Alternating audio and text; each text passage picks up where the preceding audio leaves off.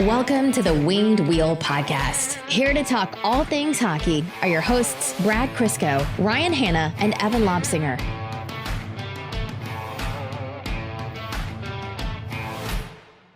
I suppose we shouldn't be surprised that Mickey Redmond's literal first seconds on the Winged Wheel podcast became the probably most prolific moment in podcast history to date. The man didn't even say a word and had the most cinematic, exciting, just entrance. We were recording the live podcast and I heard a gasp and an immediate, the room exploded with cheer and applause. And I didn't even have to look over to realize what had happened. He's the Evan of special guest stars. Took a long time to get here. Had to do very little, but is the immediate favorite of everyone. And I like how he confirmed to everyone that they don't do any research beforehand. They just show up when they need to show up and they start and they move on. Well, I don't think it was that they don't do research. It's that they don't do the practice. They don't do the rehearsal. They don't do the rehearsal. They don't do any pre-recordings. Yeah. They do it live. Fire it off the hip. Congratulations to both of you for being awake. I would like to let everyone know that I was probably the first awake and definitely the first one outside today. Oh my God, yeah. I opened my eyes and I saw a message from Evan 2 minutes before that says, "All right, I'm driving home. See you later, boys. Good luck with have a good drive." And then 20 minutes later, he's like, "I didn't fill out all my stuff at the border. I got to fill out my test." And I get the old rant. Yeah, thanks for wasting our time. Here's a random test that you now have to do. I was fully prepped, walked in, the border guard and I were having a good conversation, super nice, and then I was leaving. Here's your random test. Yeah. Awesome, thanks. Not me. You know, it's a weird time in the world when Ryan's the one who's not getting the I made it tests. right through. I was the one most anxious at the border, and I hardly had to hit the brakes either way. Folks, this is our first episode post Winged Wheel podcast night at the LCA. We literally drove home today, got home just a few hours ago, some of us. Before we do the intros, just 2 quick words. Thank you. Thank you, thank you, thank you, thank you. What an incredible night. We're going to chat about it for a little bit here. For those of you who don't like anything that's not Red Wings hockey, check the description of the episode. You can skip forward to that part. But genuinely, thank you. And if you're a new listener, welcome to the Winged Wheel podcast. Here to talk Red Wings hockey. I'm Ryan Hanna. I'm Brad Crisco. And I'm Evan. Did that feel more impactful because you know there's new ears on you? It felt more impactful because my throat is literally falling out of my body. Yeah, I had legit concerns when I woke up this morning if I'd be able to do this episode today because my voice was hoarse, like it was almost gone. I've never eaten a pack of cigarettes, but I think this is what it feels like. On this episode of the Winged Wheel podcast, we're of course going to be recapping what a Winged Wheel podcast at the LCA, Winged Wheel podcast night at the LCA did. Was like, words aren't important if you're a podcast host. We used a lot of words yesterday. We've run out for yes, today. Yeah, we dipped into today's reserves. We have some people to thank, and of course, we're going to be talking about the Red Wings game. Some Red Wings notes before jumping into overtime here. We did do a live recording at the event, our first ever live episode of the Winged Wheel podcast. For those who want a video and an audio of it, we are going to put it out there. It's just going to take a little bit of audio engineering and cleanup, and I'm not going to lie to you. Like I said, we're sending it off to Hans Zimmer, and we'll see what he can do with it. Winged Wheel podcast night at the LCA, the most important part about it was that it was in benefit of the Jamie Daniels Foundation, an organization that we're thrilled to partner with, and a portion of proceeds from every ticket is going to come back and go straight to the Jamie Daniels Foundation. So big shout out to the Detroit Red Wings for helping us make that happen. And to the 400 plus Winged Wheel podcast fans and listeners who bought WWP Night tickets. We had no idea what the turnout would be. I was absolutely blown away. I knew we sold a lot of tickets, but then to see like the wave of people when they opened the facility up was mostly terrifying. It's the first time I've actually seen Evan visibly nervous. Okay. I give Evan a lot of shit. I do. And I will never stop. But Evan rocked it yesterday. For a guy who is not a, 500 person crowd kind of guy, Evan was a star yesterday. Did you watch early South Park? Mm-hmm. I'm gonna be like Ned from South Park. I don't remember that. He's got the voice box. That's me right now. Thank but you for coming out. Yeah, it was sweet. Yeah. I definitely battled through with the words per 60. life. Yeah, words per yeah. life. But I had an awesome time. Yeah, we are. We're completely disjointed and just running on basically caffeine right now. So if we miss anyone or we're not properly articulating how special and how important it was for all of you to come out, I promise you we're going to do that a little bit better over time. But we have some people to thank. First of all, Ken Daniels and Mickey Redmond for coming in and joining us on our first ever live episode of the Winged Wheel podcast. Ken was there right from the start. Thank God Ken showed up, because he just starts and automatically just starts controlling the room. Whereas if it was just the three of us sitting up there trying to do an episode, we would have been screwed. I couldn't think of anything to actually say. It's different. It's different recording in front of a live, well, not studio, but a live audience. I said to you, I think the first thing I said was, we don't have the luxury of edits, but we both had this little fear in our eyes, like, oh, we don't have the luxury of edits. That was more of a fear for you. Yes, thank you. No, genuinely, you are all amazing. It was an amazing crowd. Everyone was incredible. It was so good to see so many new faces. It was so good to see so many returning faces. So Ken and Mick, thank you. And we can't wait to do that again. To the many, many incredible people with the Detroit Red Wings, this couldn't have happened without you. So, so much respect and admiration for the entire operation, and working with you and planning with you was a blast, and looking forward to doing that again. Everett at Born to Dan Hard on Twitter. If you guys aren't following him, please do. Everything from emotional support to a huge benefactor of the Jamie Daniels Foundation, and did our audio, actually. Helped out with the Red Wings crew with that as well. The Winging and Motown guys, or the Winging and Motown crew who all came out, Kyle, Sarah, everyone. It was amazing to see you. Joseph brought us those shirts, the Stay Fresh Cheese Bag shirts. Jen, who's always a huge support, happy birthday. No, it was genuinely amazing. We'll go into more detail about, I don't know, later this episode and future episodes, but just want you guys to know, like, this was our first kick at the can at this. We didn't know how it would go. Planning was, hard. Stressful. Yeah. It was when you're not able to be, like, this was our first time in the arena since 2019. So planning was really, really difficult because of that. And we think the event went great, but we already know things that we can do better, and how to make it a bigger and better event for everyone. So there will be another Winged Wheel podcast night at the LCA, and we can't wait to make it an even better show for you guys. I don't know.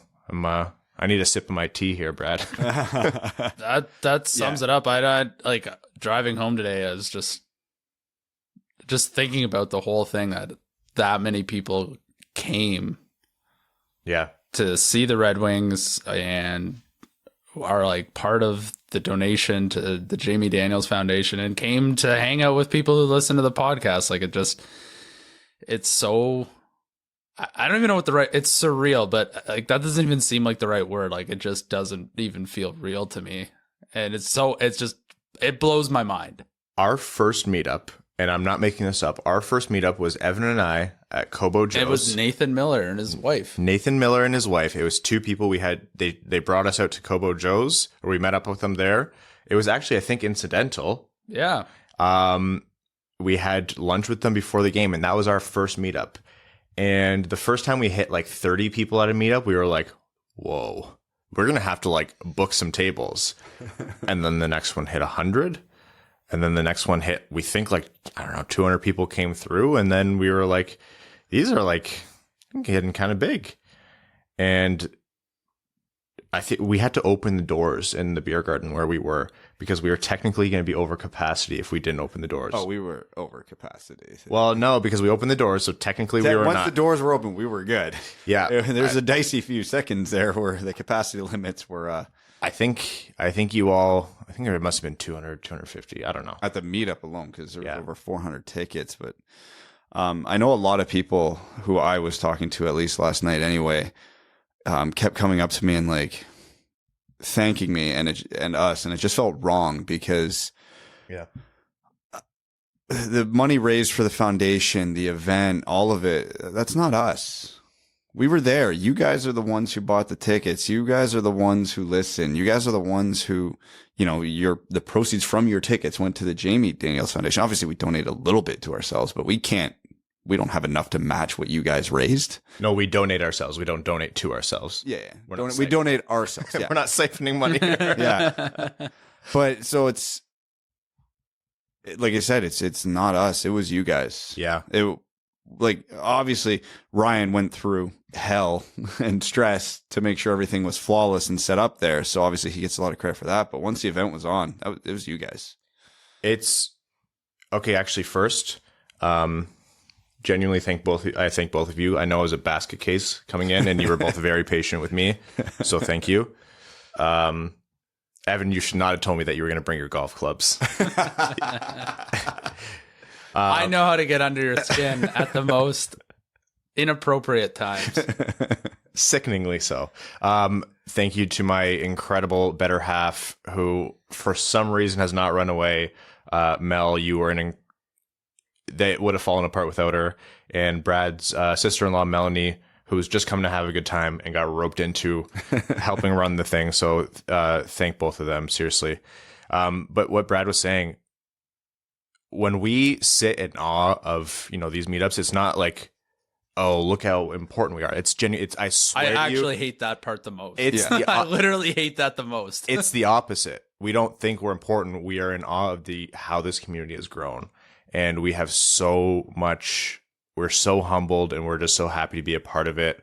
And that the support you guys show us, the support you show the foundation, just the way the Red Wings community and the Winged Wheel podcast community has come together and grown. It's like every step of the way, we think, this has to be the peak. There's no way it can get bigger than this. The pinch me moment list is getting too big. Yeah. Because I keep having to add another one to the list. Like, it's just crazy. A half dozen individual moments you could pick out yesterday that were like, what is happening? Like first intermission, when Mick walked in, when the doors opened in the beer garden and the crowd started following in, walking past the line at Founders for the post game, it's crazy. Can we talk about how googly-eyed Ryan was after all of his beverages yesterday? Oh. No, that's for the Patreon exclusive episode. Yeah, Ryan sitting here upright right now feels like a big accomplishment for him. I'm a medical miracle. Really? Mel and I were talking about that. One thing we have to do better next time is plan time to eat. Yes. Yeah. Oh my God. I had half a deep dish and that was it from what did we have lunch? 12:30? Yeah. That was all I had between. So I got one of those little 4-square Little Caesar pizzas at second intermission. I ate half of that because that's what I had time to eat. And I didn't eat anything else until 11 a.m. today. Yeah. So it was not good for the old health there, but we got through. Certainly walked it off, though. Oh, you burned those calories. Yeah. Well, the beer has calories, so I still think I still feel like I had a surplus for the day yesterday. And another thank you to Ken and Mick. We went up to the booth where they call the games. Extremely cool. Just very, very cool to see it from their point of view. Also, very impressive. Following the play from up there is not easy. No. And very strange perspective from up there. We're sheltered in here. We're in, for the most part, no live audiences. We get do-overs, and I'm looking at screens. Ken's calling the game for me, usually while I'm watching to cover it. Doing it live, it's a whole different ballgame. I have obviously we knew how hard we had an idea of how hard it was for them, but for them to be the best in the biz, they're the best in the biz. Oh yeah, it was. hilarious to me too when we got there, because we were walking the little catwalk to get there because Ken gave us the instructions on when, where, and how to meet with him there. And we're walking the gondola, and the ring's to the right of us, but there's still fans to the left of us. I'm like, where are we? And there was a couple guys who yelled from there, "Oh my God, it's the Winged Wheel podcast." And I just started dying laughing. Oh. And then we walk into the booth, and I'm like, I don't think I heard the buzzer, but well, I wasn't really paying much attention. So, and then I walk in, and they let us in, and they're actually calling the game. I'm like, oh shit, like, why did they let us in now? And like, I know. And they didn't even flinch. They didn't miss a word. Like, completely locked in, zoned in. And I'm like, oh, they are way better at this than anybody else alive. Yeah. All right, folks. If you're a new listener, I promise you we don't do so much self-indulgence at the beginning of every episode. But I mean it when we say it's not about us. We just have to thank everyone. Well, we kind of do. At least Evan does during golf season. Yes, he does. Evan does during golf season, and Brad does after every hockey game he plays. We don't do this much self-indulgence, but it was such a momentous occasion, and we had to just thank you all. Genuinely, I know we're not putting forward the words that this event deserves. We didn't even mention Wings money on the board. We still have to tally everything that you guys pledged and donated. Prashanth Iyer, massive shout out for driving the bus on that, especially while we were, frolicking around the LCA. We're going to do a tally on that and check all the pledges. We had 8 pledges for the one-off game as of like Wednesday, and Prashanth messaged me at some point. He's like, did we pass 75? Because we added a Lucas Raymond jersey and a Moritz Seider jersey to the pool, including a signed Vladimir Mesnikov jersey. Yeah, I scrolled down the list, and when I got past 100, I was like, yeah, Prashanth, we blew past it. So I don't know how many pledges there are. I'll give you guys an update on that next time to let you know how much you raised for the Jamie Daniels Foundation outside of the ticket sales. Yeah, and what have our listeners raised? Ken mentioned on the broadcast it's like over $20,000 for the year. Yeah, it pledged and donated through Wings Money on the board and various other initiatives. You guys have brought in over $20,000 around in the past year or so. So we're going to get exact numbers, especially as the season goes on. But hey, Wings. God, we didn't even mention the broadcast. So many things happened yesterday. I know. Check our Twitter, check our Instagram. It was very, very cool. Bally Sports Detroit, thank you, did a really cool package on WWP Night. They had clips of us recording the live pod with Ken and Mick. They had a recording of the whole setup.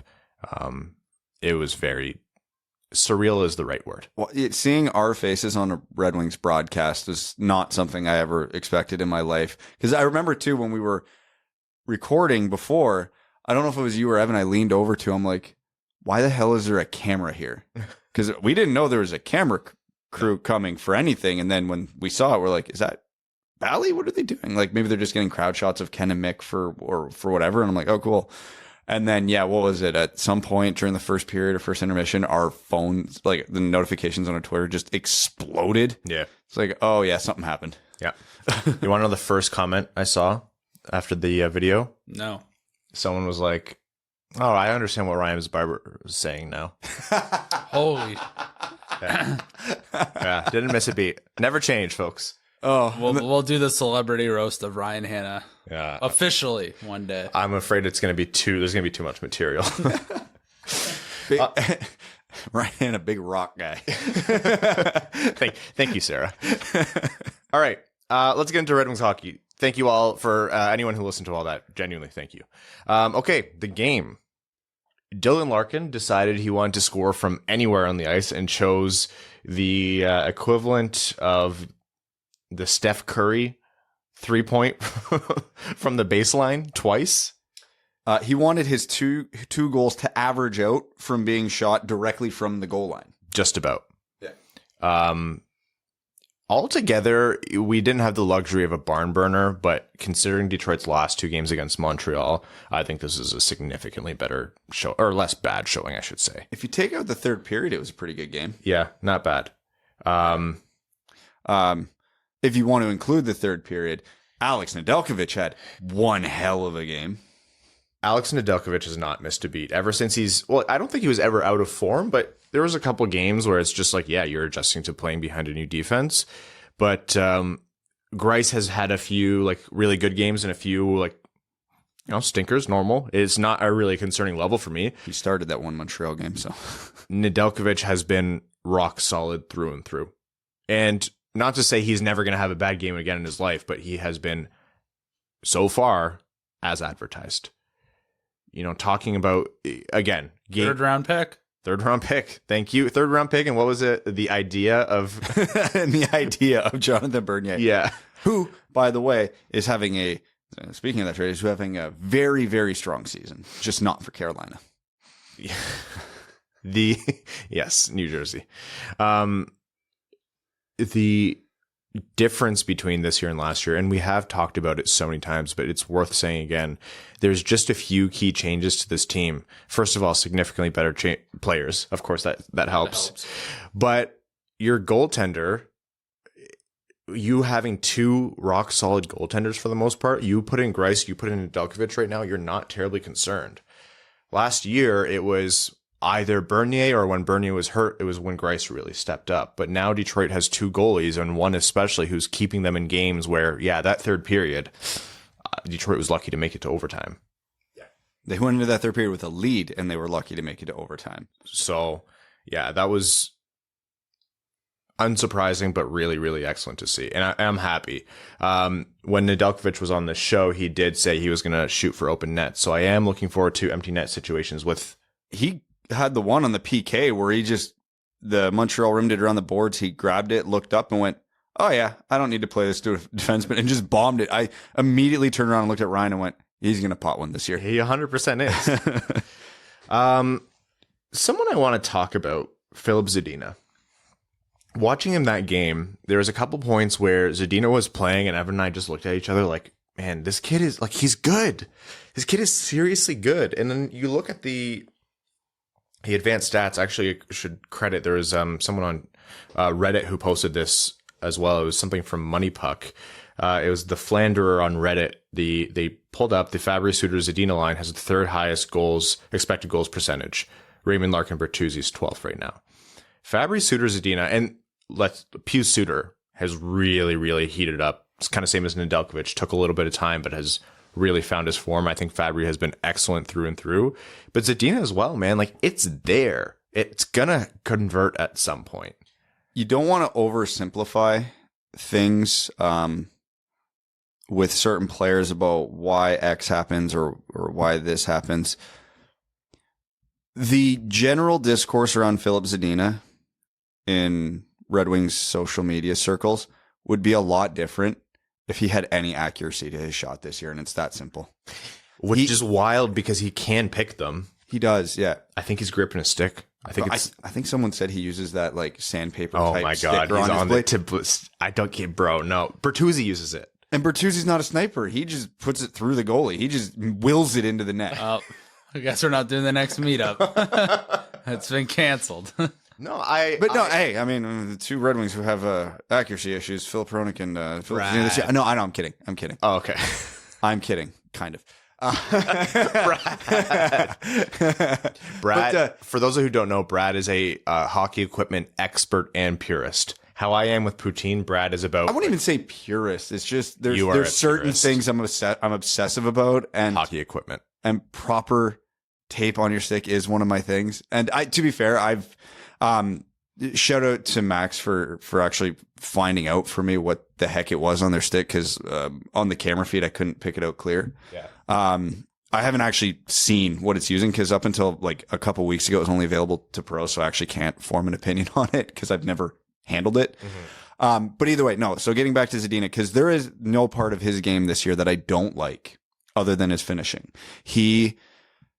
It's not news to anybody on this podcast that he's good, because we have been beating that to death for a year and a half now. And it was just the counting stats weren't there, but his playmaking was phenomenal. His ability to generate chances is great. His two-way game is excellent. There's not a lot to hate about his game. When watching it in person yesterday, because obviously, Filip Zadina being actually good is the hill I've been willing to die on for the last year and a half. I wanted to really focus in on him to make sure that with the advantage of watching him in person that, the true eye test matched what I thought, and it exceeded it. Mm-hmm. The things he does with the puck and the lanes that he sees and, his timing, it's phenomenal. Dude just can't finish. He had that breakaway. He ripped it, and Jake Allen made a really nice pad save. He had another point blank chance that he just missed the net on. Like, this dude should have a goal or two every night the way he plays, and he just doesn't. And it's frustrating because that's what he was built. That's what was billed as his strength. Yeah. So it's a pleasant surprise. The rest of his game's rounded out, but it sucks that part has regressed. So once he figures it out, they've got a potential star on their hands. And I do think there's a certain element of unluckiness to Zadina's game for sure, but I also think this goes into the conversation earlier. And I don't think this is, push the red button problematic, but that does fall on Zadina a little bit. Oh, it does. Every great scorer, unless you're like Alex Ovechkin, Austin Matthews, they go through this. And especially Zadina's he's not billed and was never meant to be like a generational talent, but he's a very talented player. And to speak in a non-technical, like very oversimplified terms, having the raw talent is one thing, putting it together is another thing. And he's still developing as a player. He's still very young, and certain parts of his game are going to come in and out, and having that consistency and being able to tap into that talent night in and night out, that's what separates talented players from everyday NHL players. Like, you are a pro and you are scoring in the NHL. I think it's just a confidence issue with him, because we've seen over the course of his career in Halifax and when in international play, dude can rip. Like, to put it over simply, the guy can shoot the puck, and he has a history of having very good accuracy and tremendous finishing. The breakaway he had that he missed was a little telling to me, because he was a left shot coming down the left side and put it low far side. That's a very low percentage shot. It's a shot you'll see NHL players take a lot, but what good hockey coaches will teach players is, if you don't have a pass and the goalie's giving you nothing, low far side, because that's going to kick a rebound out right into the middle of the ice. That's not a shot you take on a breakaway, because it's not going to go in 80% of the time. And when someone puts it low far side, you're not going in. You're hoping for chaos in front of the net. So that's one I would like to see Zadina be a little more aggressive with the shot. Because you think he can pick that corner. Yeah, he can pick that corner. He's on a breakaway. That wasn't the only option for him. Yeah. He could have deked. He could have been a little, we'll call it, cuter with the shot and tried to go bar down or something like that. He had options. So it was a little, disappointing. Like, the other option there is that was just, he just made a very poor selection, because, again, like I said, a guy with his talents, that's not a shot you want him taking in that spot. So it is what it is. I think once he gets a couple under his belt, we should start to see a little more confidence with that shot, because I do notice that he's even when he does get good chances, he's releasing it a little quick. Yeah. He's not really, he's trying to beat the goalie through timing rather than beating the goalie just through his shot, which again is disappointing, because his shot, when given time and space, one-on-one with the goalie, he'll win that battle more often than not. But he's not trying it. He's getting the puck and he's going, okay, let me just shoot it before the goalie gets set. Shit, I missed. We're talking about Zadina. His shot is suffering and he's not really scoring as much as we know he can. Man, good problem to have when literally every other part, in my mind, every other part of his game, and as well as the rest of that line, is clicking. Oh, yeah. Unfortunately, he's just missing the most important part that that elevates you to a different level in the NHL. I think it'll come. I do too. Yeah. His game right now is too good and it looks too well-rounded for it not to turn around. Yeah. And I mean, otherwise he's Riley Sheahan. Yeah, I was going to say, like, no, he's better than Riley Sheahan. Yeah, no, that's what he's already. Yeah. Well, okay, can we just talk about how wild it was to almost watch Adam Ernie score the goal of the year live? Oh my God. I immediately looked, I was like, what Montreal Canadiens let that happen? I almost thought it was like Lucas Raymond for a second. I saw the 3. I saw the 3, the second part of it, like he's 73, and I saw the 3. I'm like, oh man, Lucas, Adam Ernie. Well, he was a left shot coming down, and we were just talking about it, like the way he was navigating the neutral zone, going inside, outside, and the agility. I actually thought it was Zadina until I saw the 3. And then I'm like, no, who is that? And it took me a sec. And then he got the shot off and turned. I'm like, that was Adam Ernie. Yeah. What world do we live in where Adam Ernie just went coast to coast through like 3 Canadians and then almost ripped far side on the Montreal goalie? And let's not discount Adam Ernie. I think ever since he heated up last year, he has shown us that kind of offensive ability to varying degrees that we hoped for when he first came over to Detroit, when Eisman first brought him over. So I've been very happy with Adam Ernie as a player in general. He's not asked to be a first-line forward, but he's asked to kind of show some offensive flair. But yeah, you don't see coast to coast put 3 people on a poster and nearly blow the roof, the brand new shiny roof off the LCA. That's he wanted the LED roof, so he wanted to blow that one off. I swear he almost did it. It was wild. Dylan Larkin, 2 goals, and his OT winner was his 300th NHL point, assisted by Lucas Raymond, which then gave us the most heartwarming picture of the year with Lucas hugging Dylan Larkin, looking like he's 3 feet shorter. Also had a apple cider that game too. So yes. they matched each other in pace for the rookie scoring lead. Yeah, good for both Raymond and Seider for keeping that point scoring going. And we should have given a shout out to Dylan. Obviously knew it was Wind Wheel podcast night at the LCA and thought, we can't have these guys here for a loss. So he buried the game for the Red Wings. So that felt good. I have no idea what the record has been, but I feel like we've been there for a lot of losses over the years. I don't want to say recently. That was our first game since 2019. Was the last win I was at Joe Louis Arena? No, home opener. Home opener, Dallas. Right. Yeah. Anthony Mantha. The Anthony Mantha game. I think that's the only win I've been at the LCA. The Manthony 4 goals. Yeah, before. Yeah. Hey, Red Wings undefeated on Winged Wheel podcast night. Someone posted that. Yeah. Hell yeah. Want to You're know? welcome, everyone. I'm not saying we're responsible for that win, but I'm not saying that. I don't know what we were responsible for, really. We were responsible for 3 very full sections in the Oh, it was crazy. I also, thinking about the game, trying to get my brain to keep going. I also thought Nick Leddy had a quiet, good game. It's very obvious when he's on the ice because his partner is so much better. Whoever that is. Even, goddammit, even Mark Stahl is better if he's playing with Nick Leddy. He is. Like, Nick Leddy doesn't really do anything super amazing. Like, he's not the best, greatest skater. He doesn't have a great shot, but he kind of just does everything very well. And knows, like, he's a seasoned veteran. That is exactly how I would describe him, because he does everything right and he knows exactly how to play the pro game. He's very cerebral. I actually think he's an excellent skater, but you almost don't notice it because he flows so well. You're right. He doesn't have the top. He's not like a top end. Yeah, he's not Dylan Larkin out there. But you're right. Like, he's a very cerebral player who elevates the guys around him. We're talking about Filip Zadina getting out of the bad funk to start the season. Nick Leddy is the biggest factor in that. For sure. I guess now that we're analyzing players after watching them in person, we should probably talk about Seider and Raymond since we watched them in person. And yeah, obviously your eyes are drawn to them on the ice, so we paid very close attention to them whether we wanted to or not. And I noticed, obviously they play different positions, but there is a pretty significant difference between them in the way they play, and it's remarkable how effective both of it is. Starting with Lucas Raymond, for about 80% of that game, you wouldn't have noticed he was on the ice. He didn't make much happen. He made a couple mistakes, a couple turnovers, lost a couple board battles. But for that other 20%, what he does is special.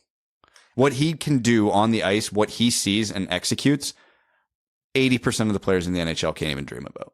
He's that guy who's kind of just there, treading water, just plugging along, and then he sees something and bang, something happens. Whereas Seider, watching him, he doesn't make a bad play. He is always making the right play. Even if it's a complicated play, he really likes that between his own legs spinorama to get out of trouble. I think he pulled that off twice last game. It's just remarkable how quickly he processes the game, is able to A, skate to the right position if it's a defensive zone coverage, or B, find what his outlet is or what his options are when he is when the puck's on his stick. Because there's a couple times you'll watch and it's just like a glass and out. And you're like, yeah, that's a nothing play. But then watching it from in the stands and seeing the whole ice, he's like, he just processed that he had 0 outlets in half a second. Because the next play, he'll take a half step and he'll hit the one guy who's open in the right spot. So he's not just throwing it out on the glass and out as a default. He has processed what is in front of him and determined that's his only play. It's unbelievable to see how smart he is on the ice. Is Lucas Raymond playing with a nagging injury right now? You wouldn't know it when he gets the puck. I don't think he's been bad, but there's moments where I'm like, I really don't know how to explain it. It might just be the general like ebb and flow of a season, but to start the year, he was in every single play. Every time he was on the ice, I'm like, this guy's attacking and dangerous. And teams are game planning, and nobody keeps that up 82 straight games. Like literally not Sidney Crosby or Connor McDavid does, but that's different. But I'm wondering because he was a game time decision on earlier in the week. Yeah. So I'm wondering if something isn't nagging him. If it was just these last couple games, I would say this, but he's looked like this for a couple weeks now. Teams are game planning him now. Like, how much room did he get to breathe last night? Basically nothing. Yeah. Even coming out of like a routine breakout, Montreal was there. He had 0 time to make anything happen.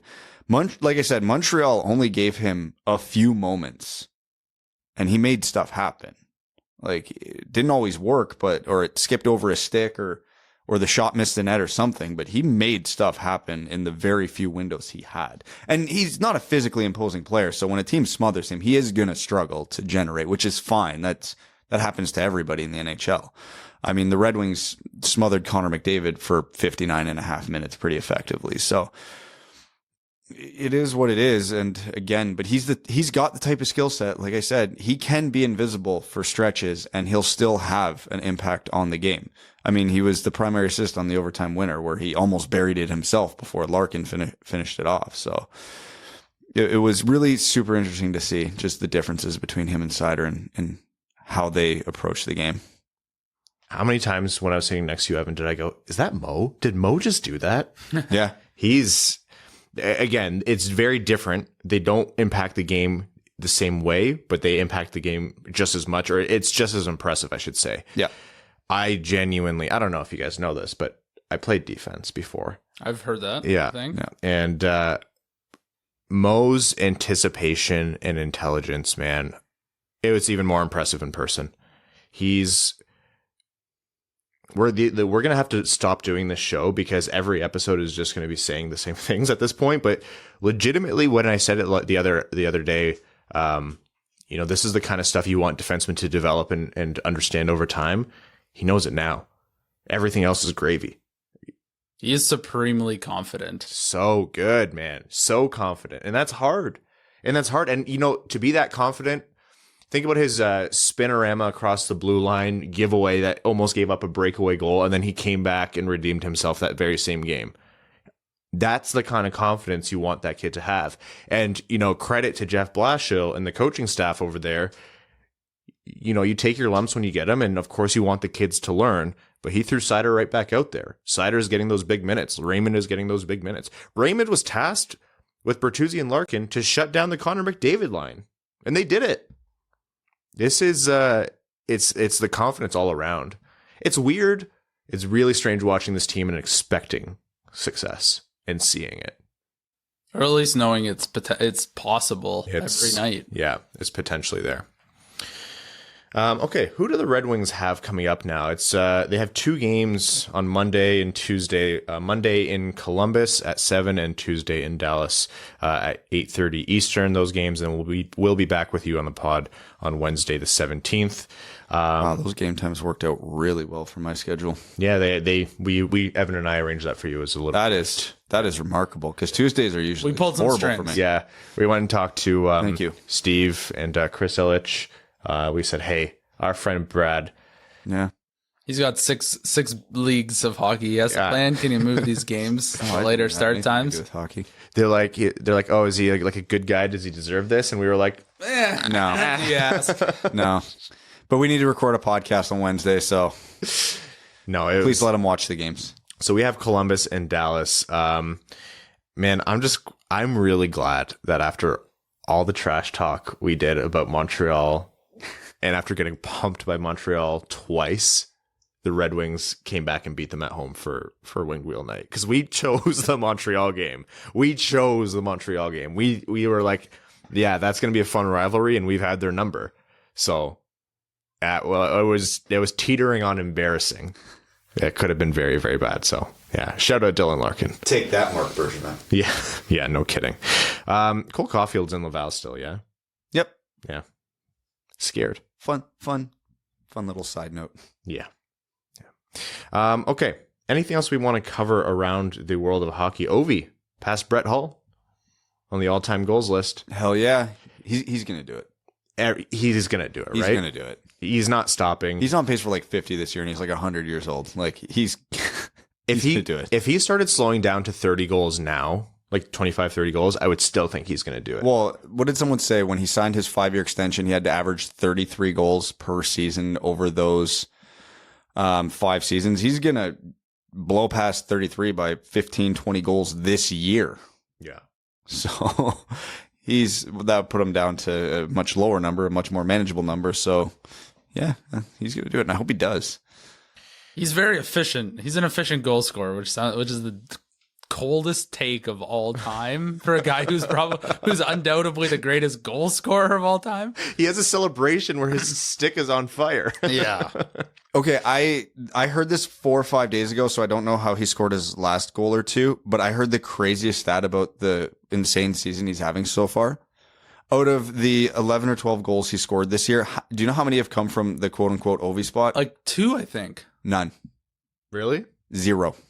I've seen like heat maps of where he scores, and it moves. He doesn't do it like 2 seasons in a row, really. He moves his spot around. He's been all over the place this year in how he scored. A lot close to the net this year. Good for him. I mean, you have to adapt your game, right? Yeah, he's timing it looks like he's just timing rebounds perfectly this year. You've seen teams in previous years literally just sit someone beside him. Yeah. The Red Wings did that. The Red Wings were the most obvious about it. I remember that. They would literally turn it into a 4-on-3 and just be like, I'm standing here. Yeah. And he still dunked on the Red Wings. He's scored so many goals in this game. Do you know how many shots on goal he had against Detroit the other day? That felt amazing. 0 shots on goal against Detroit is such a feat for that's karma for the night he had 15. Yeah. It was the first time in like 50-something games he'd been held to 0 shots on goal. I was like, it's almost rude. I almost thought, you guys didn't really need to do that to him. Yeah. No, but it was good. And I absolutely think, you're right, Evan. He is the greatest goal scorer of all time. He can score in any way that he fashions, and it's ridiculous. Like he can score a one-timer from the blue line before the goalie even sets up. That's how hard his shot is and how good his release is. But he can also walk everybody when he wants. And he also one-punches 19-year-olds. Oh man. Let's the F around find out. Andre found it. Yeah. There were different opinions on that. People were talking about, that's a kid. Ovi shouldn't have clocked him like that. And I was just like, I mean, oh man. Look at Svechnikov's season since then. It's like Ovi punched some extra talent into him. It's an old Russian tradition. The phrase "Russian machine never breaks" is so incredibly true. I'm not waiting for Ovi to fall off. He's a marvel to watch, but I'm like, it's going to have to come at some point. I don't know when that is. Probably after we die. Definitely. Yeah. He could play if he was 49 years old and he needed like one more goal, he could suit up and get it in his first game. I 100% think he will play in the NHL until he breaks that record, and then he will play 1 year in the KHL or whatever, and then that's it. Yeah. Okay, quick standings update for folks. I'm going to do this in terms of points percentage because I know we like to talk about the playoff standings. Yes, the 16 games played Red Wings are 4 points ahead of Boston, who's played 8. Detroit is second in the division in games played. They're tied with Toronto, so that's a stat that I really love that they're... No, I'm kidding. In terms of points percentage, Detroit is 5th in the division. And with you count the wild card spots and everything, they obviously wouldn't be in there. They'd be bumped out by Tampa, Boston, than all the other teams in terms of wild card. But Detroit still has a winning record, 8-6-2. Well, depends on how you count the 2, but it's at least 500. It's still better than I thought this season was going to be, and I thought this season was going to be better than last year. It is. If the season ended right now, I would say the season has been a grand success because I think it checked off every one of our metrics for success. Yeah. Ottawa and Montreal, I didn't expect them to be as good as they thought they were. I did not expect them to be this bad. Ottawa is the opposite of we're a team right now. I think we are COVID. Because don't they have 2 defensemen in the system that are eligible to play? Yeah. I think I read something. Do you want to suit up? You going to drive out to Canada? No, thank you. That's a brutal drive. Yeah, I did it for a bicycle. It sucked. I remember you did that for a bicycle. It sucked. Evan, Evan does weird stuff like that, eh? He's like, there's a special blender that you can only get in Nipissing. And I had to drove up there at 3 a.m. This is not a real story. No. I would never do that. I know what you're alluding to. Yeah. But either way, Ottawa is not bad this year. Ryan, remember, they're good. The rebuild is over. I declare bankruptcy. It's the same energy. They're like 4-10-1, but they're actually good. As David Guetta says, the rebuild is over. Stupid. Hey, Jake Batherson's nasty. Yeah. Yeah, he just got put on the COVID list today. Nasty as in has a lot of germs. He's sick. Oh, should have got that random test at the border. Oh man, it would have been okay. That's gonna be my 4th test this week. Love it. I'm jumping back to the Red Wings here. We talked about the top line, and at some point in that game, Bertuzzi looked shaken up, and actually Mitchell Stevens went into His the boards. Controller disconnected. God, he's out. But Blashill already confirmed he's out long term. So for a bit, which is Blashill speak for long term. So I mean, that's maybe Giovanni Smith slotting back in the lineup. That's Chase Pearson. Joey Poison. That could be Joey Poison. That could be Joey Venom. I thought Bertuzzi had a very tough night. Yeah. They were all over him. Yeah, he did not have it. Physically, they were in his face the entire time. They were taking extra shots at him. And it was a tough night for him. I think so. I think his wrist at some point, he got taken out going to the net at some point too, and just did the old feet first into the boards, which never feels great going at full speed. Yeah. So hopefully, again, we keep talking about that first line is going to be solid and dominant as long as they're healthy, and injuries are going to come in any season. We've already seen it. Also, injuries, suspension, literally not being able to play, whatever it might be. But that's where I think the Red Wings are really going to have to focus. And hey, that Zadina, Suter, Fabry line, the Honey Badger line playing as well as they are means that, Bertuzzi can have a bad game and it doesn't sink the Red Wings. That's the key importance. It's stuff we've said before, but man, Pius Suter being a viable second line center for this team right now is just so crucial to them being able to win on any given night. They didn't have that before. I would say my one critique of the game last night, the entire third period, the 6 or 8 to 3 minutes left in the game, I saw far too much Sam Gagner, and I saw far too much Carter Rowney. So Rowney Larkin? In the overtime, Carter Rowney takes the defensive zone faceoff and literally just skates off the ice. Well, it's like, my job here is done, and he just skates off the ice. To be fair, Larks I think he got the internal boot from faceoffs that game. Yes. Or, maybe they were scheming for something off the draw, whatever it was. But yeah, I understand it. I understand the idea behind it. I'm just thinking of NHL 3-on-3, I'm not keen on not playing your best guys. You just kind of roll. No, I'm talking about before, when they're clearly playing to get the overtime. Yeah. Yeah, I even looked back at you guys with 2 minutes left, and all 10 players on the ice were basically standing still, almost literally. And I said, you think they're playing for overtime or not? Yeah, I don't really know what the point of that is. I mean, they wanted to share the points. It's sharing is caring. Yes. I'm not a huge fan of it. I would rather I'd rather run and gun with our best players against theirs or whatever they decide to do. I don't even really care that much. I'm putting my best players out and riding my horses. So I'm not a huge fan of playing tummy sticks to make sure everybody gets their participation medal.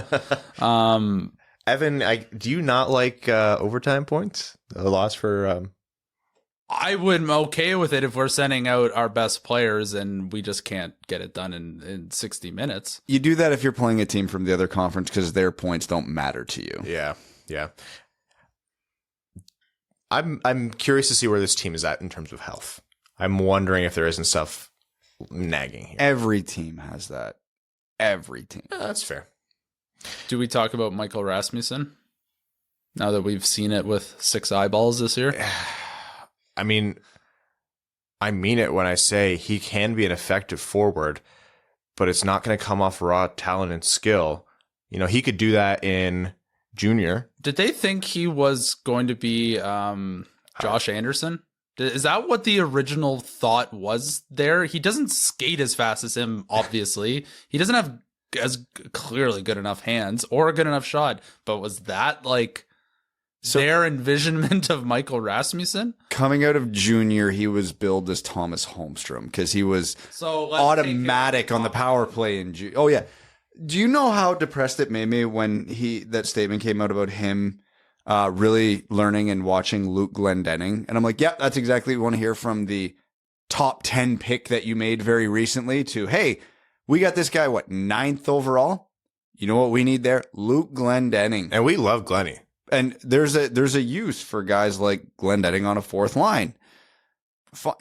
Not in the top 10 of a draft, but no, Rasmussen is who he is as a player is becoming very obvious. He's good defensively because he's big and his skating's improved.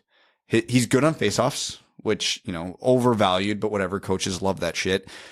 And he's really, really good at the wide drive to the net. Actually did almost score in overtime on that exact play. Yeah. Those 3 things he's good at. The downside is those are the only 3 things he's good at. But there is some value in that, just not high in the lineup. I think the important part of this discourse is to constantly, and we're very guilty of it, but constantly remember that it's no longer about being 9th overall. That's dead and gone. No, yeah. He's not going to be 4 picks worse than Elias Pettersson. That's not there anymore. Or was it 4 picks? Something like that. Yeah. Well, he just barely made the first round of our redraft. So we can't. That is what it is. We have to just put it out of sight, out of mind. But right now, Michael Rasmussen, I think he's very good. I love his defensive impacts, and I think he has a role in this team. It just hurts because he can do more, just not in the way where he's trying it right now. He is so big. It is ridiculous. His arm span plus stick is almost half the width of the ice. He is so big, and he thinks he has a mind for the offensive game. Like, he's not doing things doesn't. No, hear me out. He does. He's got the right idea on a lot of stuff, but he needs to drive that offense through strength, not through raw skill, because that doesn't stack up at the NHL level like it did for him in junior. He needs to get stronger, and that's how he needs to drive offense. That's how he needs to drive offense. Yeah, if you're talking about can he read an offensive zone no, he can't. There is zero playmaking in his game. He has no vision when the puck is on a stick. And again, but I'm not talking about he's not a playmaker or anything, but he's not like someone. He knows what his strengths are, and he's still honing them. I get what you're saying. Because he's big and he's strong and he uses it. Like when he had I don't think he's strong enough for a size. No, he's not. No, he's horrible. Remember when he lost that puck battle, like that very easy, what should have been easy puck battle from right in front of us. And when I turned around to roll my eyes at you, you were already looking at me laughing because you knew. Alex DeBrincat took his, or was that Danny DeKaiser? Yeah. Yeah. I'll just shut up. But, jeez. But yeah, no, either way, he's getting better at it. Because like I said, when he does go wide, he leans and he doesn't use his strength, but he uses his length. The defenseman can't touch the puck when he does it because there's like 17 feet between the defenseman and the puck. Yeah. He loses board battles too easy. When he has the puck on his stick, he gets tunnel vision. It's like puck, net, go now, which when he develops his strength is going to be a really good asset, because if he can just win every puck battle and get that puck to the net and create chaos, that's more than the Red Wings fourth line has done for the last 5 years. And I'm here for it. It's good. And he does have some touch around the net. We did see it in junior. And that's all I mean. Like, yeah. So there is a role for him on this team.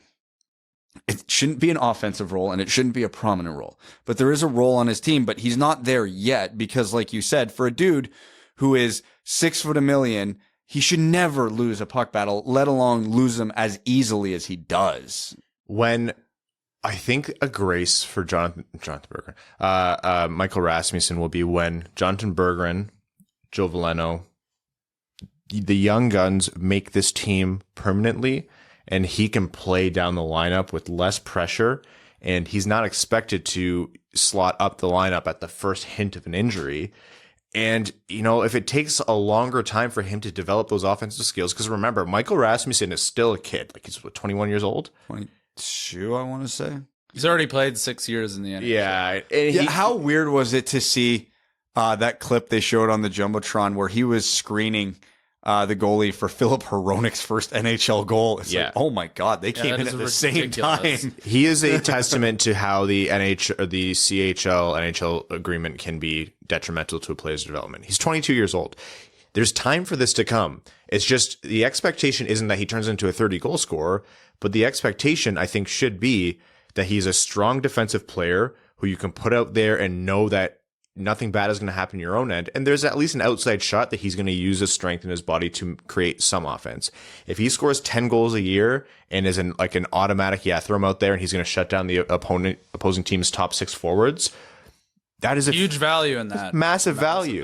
Yeah. You know, and the nice thing is, like, you can't have everyone on the team be a running gun, wheeling and dealing sniper scoring 50 goals. Like, you're going to have the guys who make $2-3 million who just are little minute munchers. Yeah. Like, I've quietly become not a fan of Michael Rasmussen, but I'm like a supporter almost, you know, like I watch him. I'm like, there's still something there. There is that I think he could potentially unlock, and I don't know how he's going to do it, but there's just something there's something there. I just don't know what it is. What he should be now based on his skill set, and I mentioned this to you during the game, what he should be at his peak is Milan Lucic. Win every puck battle, bang in every rebound, and tip every puck. That's it. He's good at tipping. He has excellent hand-eye coordination. I don't know if he scored a goal in the NHL on a deflection, but he had like 50 deflection goals when he was in junior. Like, get to the net, get the puck to the net, which we've already established he can do. When that puck is there, win every battle and jam it in. Yep. Tip every puck. Plant your ass there and let the Joe Veleno's, Jonathan Berggrens of the world, who the hell ever, cycle the puck around. And when it goes into the corner, go get it back. Yep. Like, he needs to be a real prick to play against. Yeah. And he's not right now. And that's the problem. He is super soft. And because what was his biggest problem coming to the NHL? We all looked at him and went, oh, he can't skate. If he develops skating, it's game over for everybody. He's a really watching him in person, he's a really goddamn good skater now.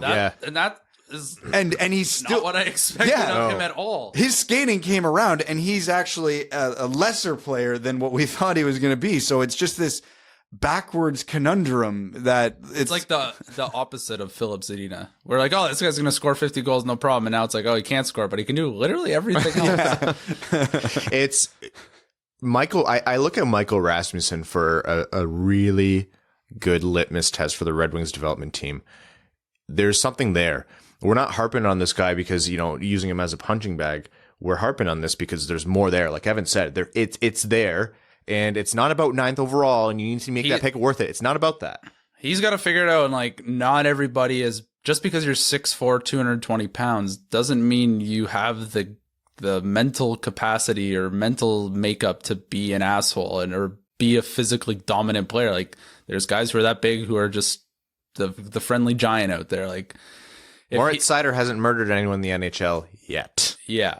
So I think that's sort of how he has to play to survive and play a long time in the NHL. He'll have to figure it out regardless. We'll see how he develops. You know, watching this team bring not letting Hronek spiral gives me confidence. He's been really good since the scratches. We won't get into detail again, but after watching him again last night, like, he's back. He has been excellent since those 2 games he got scratched. Major credit to both Jeff Blashill and Nick Leddy on that one. Yeah, 1,000%. With Rasmussen, my prediction is you might just have to ride out the season. And we're 3 idiots sitting in a home studio / sometimes at Little Caesars Arena. I'm sorry. Mel was like, at times you looked like you were going to cry. I was like, well, can't say I wasn't. We're talking heads, right? We don't know what's going on behind the scenes. He probably works his ass off. No one's saying Michael Rasmussen is not working his ass off. It's probably just going to take time. There's no silver bullet for this. Like, it is difficult. He's not 5'10" with a dumpling pudgy body like me. It's showering with the lights off. It's hard to fill out a frame that big with that much strength. It's going to take time. I genuinely believe it's there, though. And like Zadina, a lot of it is just confidence. You can tell when he has the puck on a stick, if he is not driving wide, he wants nothing to do with that puck. And he is looking for any excuse to chip it, get rid of it right away. And when he does have opportunities, he's double clutching it. We were making fun of him for it the second it happened, but when he had, I think it was Adam Ernie gave him basically an empty net, and all Rasmussen had to do was kind of one-time it from the circle. He didn't even attempt it, caught the pass, settled it down, double clutched it. By the time he got the shot off, he hit the goalie perfectly in the chest. If he one-times that and catches 60% of it, it's in. Yeah. The goalie was not, the thought never even registered in his head to one-time that. And one-timers aren't easy, don't get me wrong, but like, you have to try it. If you flub it, whatever, who cares? But the fact that he just had to take so long to get that shot off just is a pretty good indication of where his confidence level with the puck is at. Okay. Before we jump into overtime here, I want to quickly tell you the celebrity roast of Brett Hull in benefit of the Jamie Daniels Foundation, November 22nd. Please, folks, check that out. You can find out more on jamiedanielsfoundation.org. That's where you can watch it. Also on Bally Sports Detroit. Additionally, the silent auction currently going on, attached to that celebrity roast. Incredible stuff up on there. Ken was telling everyone who's at the live show. Evan, did you bid on any golf packages yet? No, I have not.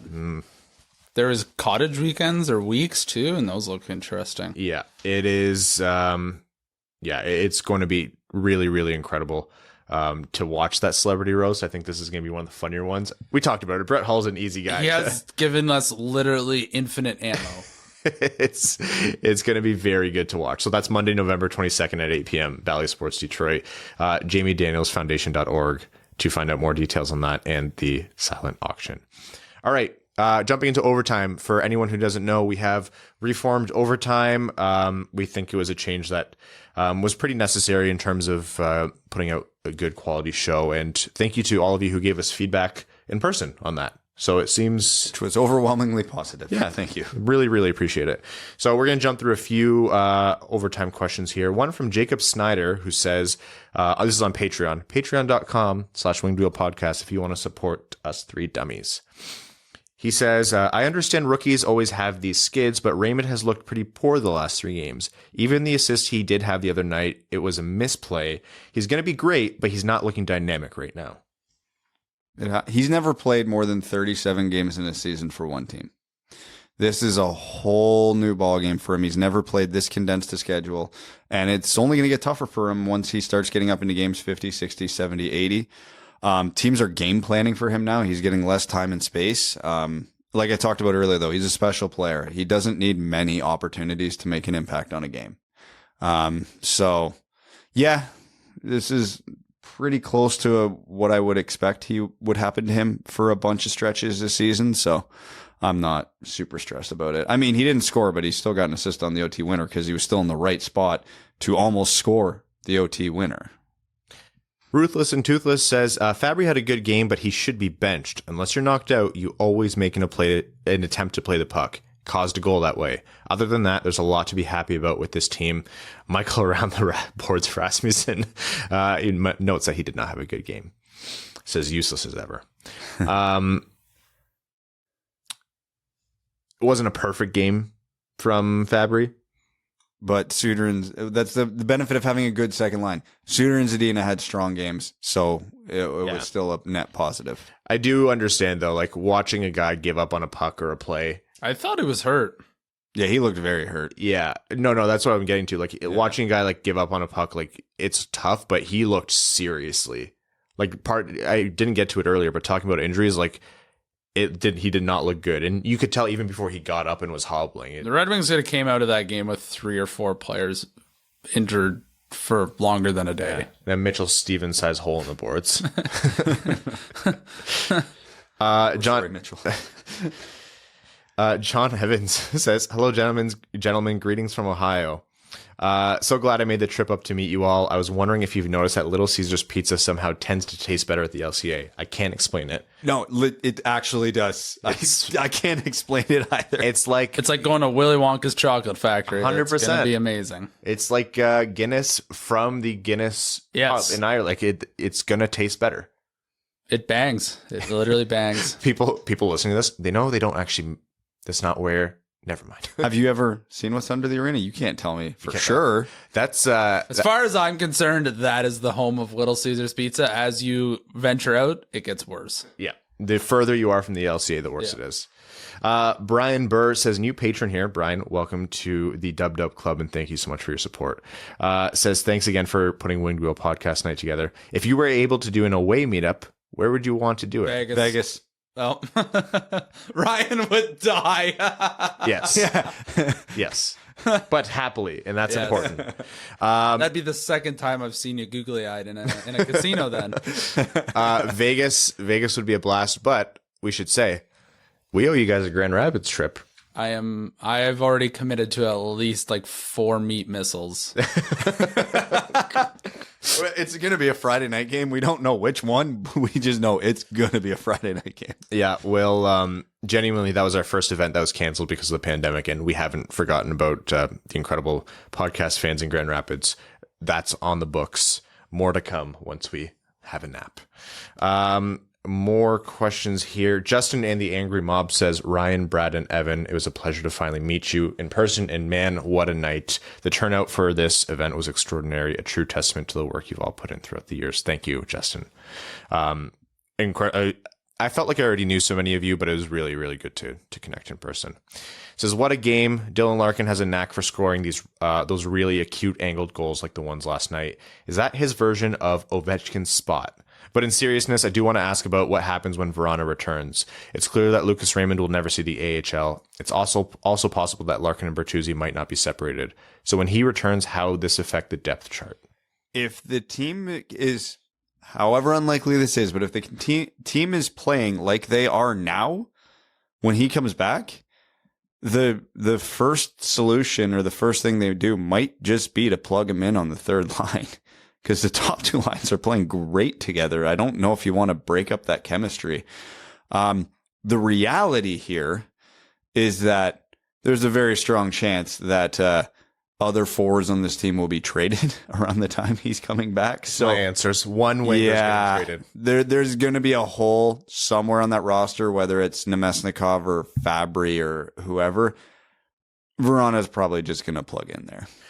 You want to know my hot take? 2 forwards are gone via trade. That's not crazy to think about. Fabry and Nemesnikov are having good years. They're going to get attention at the deadline. So, what do you think? Who's going to go, or is anyone going to go? Well, if we're talking about where Verona is going to slot in, it's going to be because of an injury, a trade, Or they'll ease him in on the third line and just work him back in. If we're talking about what moves the Red Wings are going to make, I would say the over-under's at 2.5. Oh, wow. Yeah, that's probably right. I think I suppose if you're making two big moves, you're probably making a small one as well. If they, what I think is they really like Nick Leddy and they would be okay keeping him, I don't think they would trade him for just getting picks or a B-level prospect at this point. You're not moving him for not enough because he has too much value with very important development, and that's not just Mo Seider. Simon Edvinsson, come on down. Edvinsson's having himself a good season over in Sweden, and we are overdue on a Swedish and prospect update, we know. Weird. We're not, for the first time in a long time, we're not desperate to talk about prospects. But hey, Leddy and Edvinsson on the left side next year. You have a pair for Hronek. You have a pair for Seider. Yeah, Leddy's giving tutelage horizontally and vertically, right? Mm-hmm. And Seider can thrive even next to DeKaiser right now, who had a good game. He took a slap shot, which was probably the highlight of the game for me. Yeah. We were a half inch away from a Danny DeKaiser breakaway, and you have no idea how excited I was. We needed it. Oil at the blue line. Like, I'm positive he would have got caught by the blue line, but like that neutral zone skate would have been damn exciting. Oh man.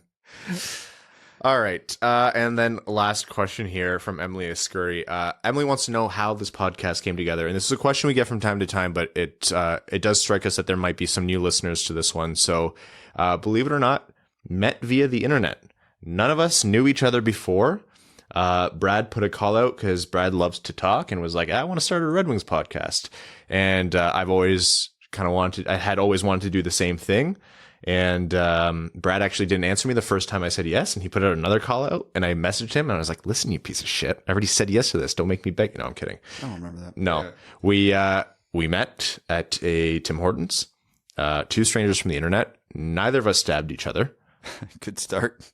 Yet. Not that it hasn't happened yet. But. I met Evan at the first recording, and it's been gangbusters ever since. Hell yeah. The threat of stabbing has not decreased. I will say. It's as high as ever. I mean it when I say I really have a lot of admiration for these guys for how patient they were with how anxious I was. All three of us genuinely wanted everything to go amazingly yesterday, but they were very patient. When Evan turned to me and said, I almost brought my golf clubs and tried to get a round in this morning. There was a lot of truth, but also a lot of just trying to get a rouse out of you. That was the highest potential stabbing moment in the history of the podcast. We came close. And Evan went to the wrong hotel that morning, and that was funny. But the day started off hilariously. When we went downstairs to the lobby, because Evan... Okay, I'm going to say one thing before we need to wrap this up. Evan called us down. The full story is for another day, but essentially he went to the wrong hotel, and I can understand how he made the mix up, kind of. There's two Marriotts beside each other. But he told me to go to the Marriott. Courtyard Marriott. Anyways, and I told Brad, I was like, he's at the wrong Marriott for sure. Brad and I are down there to help him bring stuff in. Do you know what I carried up? Nothing. There was nothing for me to carry. Let me also add, in my defense, that you would have had things to carry if I had not left my coffee mug on the table at the other hotel. Evan. Rest in peace, my Mana coffee mug. That could have absolutely stayed in your car. Evan, you had a backpack and one Roots bag. Was it Roots? Yes. With handles, Evan. Oh, then I had Evan, you carry golf clubs around a course. Well, then I had clothes in my hands and jackets. Clothes. Yeah, loose clothes. The clothes for him to wear were just sitting on his seat. No bag. No suitcase, no backpack. At one point, we were leaving. He was like, all right, yeah, we knocked on his door. He's like, what? I was like, what do you mean, what? What do you mean, what? We're going. And he's like, okay, I just got to tie my shoes.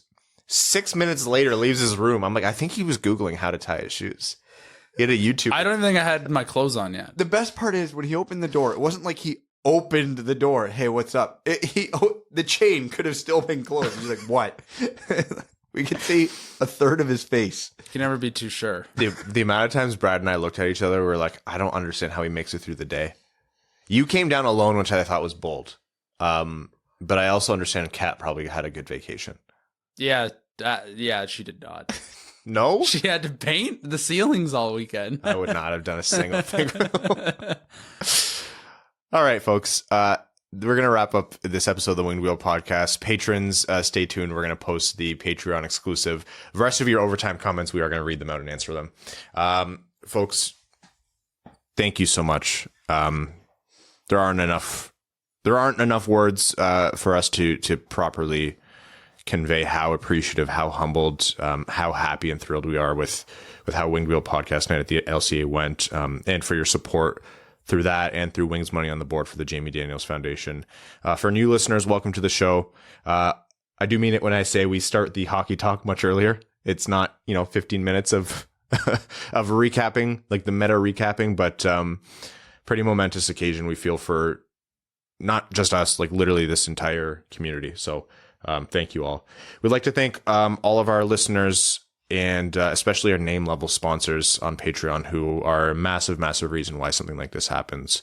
Arjun Shanker, Yves Bartels on behalf of the Sarah Grand Foundation, Kyle Karagitz, Nick Perks, Taylor Tagel, Matthew M. Rice, Arjun Shanker again, Brandon M., Carl Brutana Nanaluski, Chimmy, who's a brand new name level sponsor. Welcome, Chimmy, and thank you for your support. Welcome to the Dub Club. Citizen High Five, CJ Sully, Clayton Van Dyken, Craig Kibble, Derek Enstam, DJ Denton, Give Blood, Fight Probert, Greach, Hana Lee, Hassam Al-Qassem, Jacob Turner, Jake Kiefer, Justin and the Angry Mob, Kalen Wood, King Tone, Cody Stark, Kyle Hashman, Matt McKay, R.A., Ryan Hubbard, Scott Martin, Stay Fresh Cheese Bags, Shay Lobsinger's #1 stan, Slognog, Stacy Lynn, Zach Spring, Andrew Bohan, Sam Bankson, Adam I Wish I Could Finish Like Ernie, Antonio Gracias, Ass, Dave Landeskog, Ben Barron, Colorado 14ers, Connor Leighton, Dave W., Eric Sinkowski, Evans Bingo Card, James Laporte, who is a brand new name level sponsor. So James, welcome to the Dub Club and thank you so much for your support. Moving on here, Jeremy Brocker, John Evans, Josh Yelton, Kevin McCracken, Quaz, Logan Stull, brand new name level sponsor. Welcome to the Dub Club, Logan. Matt Keeler, Matt S., Max $1 million, Michael Alsante, MJC, brand new name level sponsor. Welcome and thank you for your support. Reed, Revi DeLuca, Trevor Pevovar, Zach Handyside, and Zach McCann, a driving range superstar. Thank you all so much. We'll see you Wednesday. Thanks for tuning in to the Winged Wheel Podcast. Be sure to check out wingedwheelpodcast.com, where you can subscribe to the show on iTunes, Spotify, or wherever you get your podcasts. You'll also find links to other ways to support the show, such as Patreon, official podcast apparel, and more. And don't forget to follow the show on Twitter at Winged Wheel Pod. And of course, the hosts at Brad Crisco, at Ryan Hanna WWP, and at Hockey Town Evan.